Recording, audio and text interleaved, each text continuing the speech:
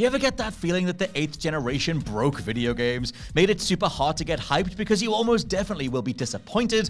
Made us realize just how money-grubby publishers can be when given a lucrative license like Star Wars or Marvel? Well, those emotions aren't just recognized on the side of the audience. Oftentimes, developers or other team members are working on titles for years, and they know what's being assembled isn't going to go down very well. I'm Scott from WhatCulture.com, and these are 9 video games so bad they apologized. Number 9, Mighty Number 9.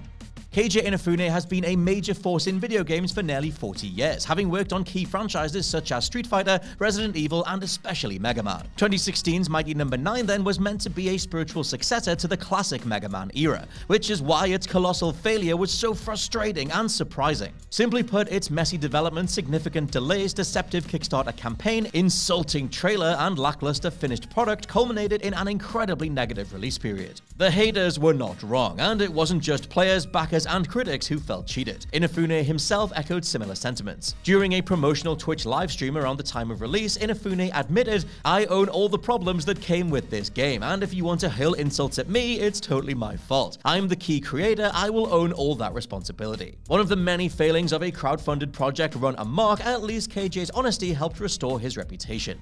Number 8, Cyberpunk 2077, the launch version.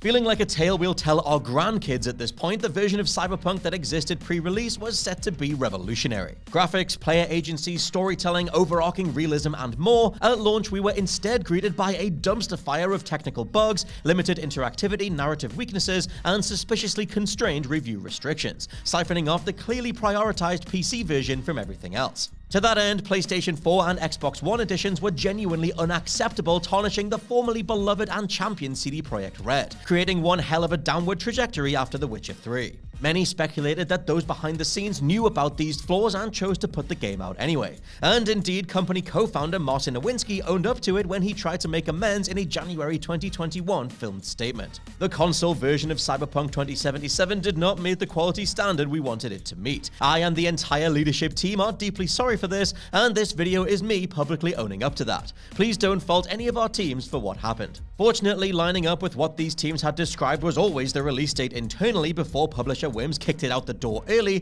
February 2022 saw a much more fleshed out Cyberpunk finally be worth everyone's time. Number 7, Star Wars Battlefront 2.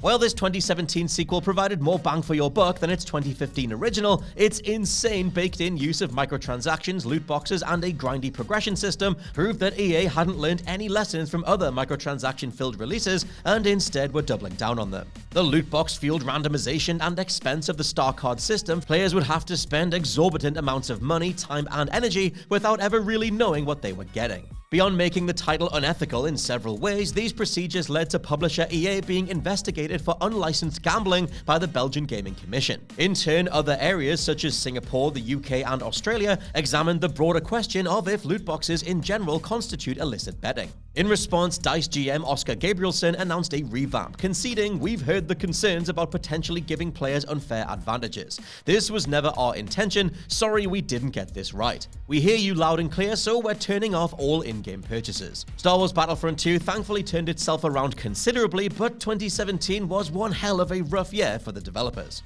Number 6, Mass Effect 3. LENG. Mass Effect 3 has faced several controversies since it was unleashed in March 2012, with the addition of LENG being among the most salient. Not only is he an Asian character voiced by a white actor, industry legend Troy Baker, but Leng is frequently considered one of the worst additions to the series' entire cast. As the elusive man's top henchman, Kai's introduction far too late in the saga had little depth, and was simultaneously offered too much and too little significance. He gets to harm far more substantial characters like Miranda and Thane without earning that valuable place in the plot, and is then given too much focus by having Shepard hunt him down and finish him off instead of prioritizing more important things like saving the galaxy. Troy's response upon seeing LENG was, "Oh, I don't have to do this," also saying it was not good, dude. Baker also pretends to vomit while saying that acting this character was like having soap in his mouth. Number 5, Metal Gear Survive.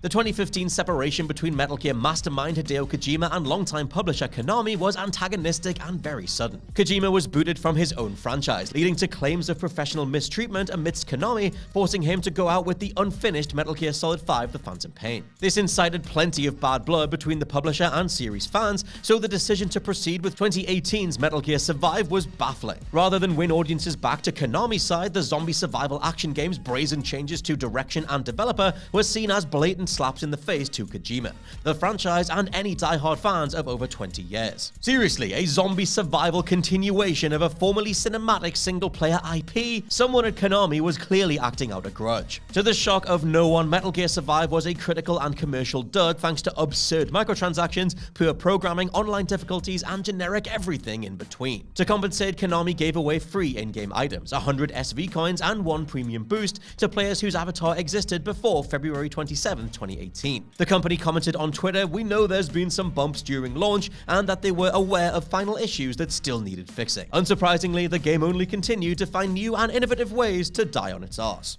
Number 4, Fallout 76.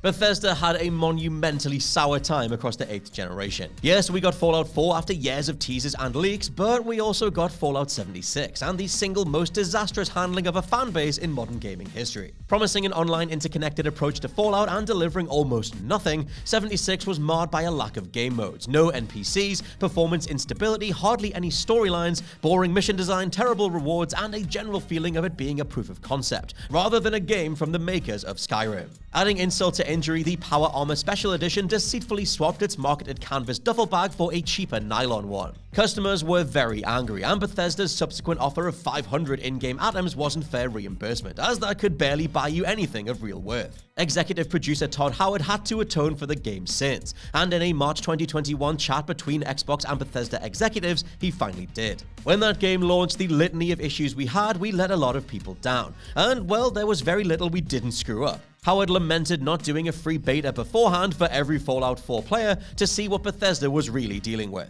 I mean, yeah, maybe that's a thought for next time. Number 3, 13, the remake. Typically, video game remakes aim to either improve upon the original or present alternative experiences that simultaneously appeal to new players and surprise returning ones. Final Fantasy VII's remake and Resident Evil 2's managed to accomplish both. 2020's 13 remake did neither. On the contrary, its negative adjustments to art style and gameplay limitations, alongside myriad technical and audio glitches, resulted in dismal reviews across the board. According to anonymous employees at developer Playmagic, the creation of the game was hampered by poor project management, a lack of staff, and low morale due to a toxic company culture. Immediately following launch, 25% of 13's credited staff actually left, as they were finally free. A joint statement released by Playmagic and publisher Microids on November 13, 2020 tried to set things right. They admitted, first and foremost, we would like to offer our most sincere apologies for the game's technical issues. In its present state, 13 does not meet our quality standards, and we fully understand players' frustrations. They did patch the game through at least February 2021, but the damage was already done, with a handful of amendments barely changing anything. Number 2, Grand Theft Auto: The Trilogy, the Definitive Edition. All publisher, Rockstar, and developer Grove Street Games had to do was modernize the graphics and controls of these bona fide GOAT video games. They're super simplistic titles design-wise by today's standards, and despite Grove Street Games having a spotty track record with mobile ports of Grand Theft Auto anyway, this should have been a walk in the park. Not to mention, it's Rockstar. This is GTA. You just do not make sure every last I is dotted or T crossed. As I record this though, I still can't believe quite how much they effed this up. As we'd later find out, Rockstar barely oversaw the project whatsoever, and these so-called definitive editions were instead barely playable. Wonky collision detection and mission completion bugs, ugly character models, gross world textures, blinding rainfall effects. At the end of November 2021, Rockstar did post an update, as they clearly finally walked into the smoldering room that was Grove Street Games' development ethos and promptly done a Donald Glover. Firstly, we want to sincerely apologize to everyone who has encountered issues playing these games. The updated versions did not launch in a state that meets our own standards of quality or the standards our fans have come to expect. And number 1, Friday the 13th, the game.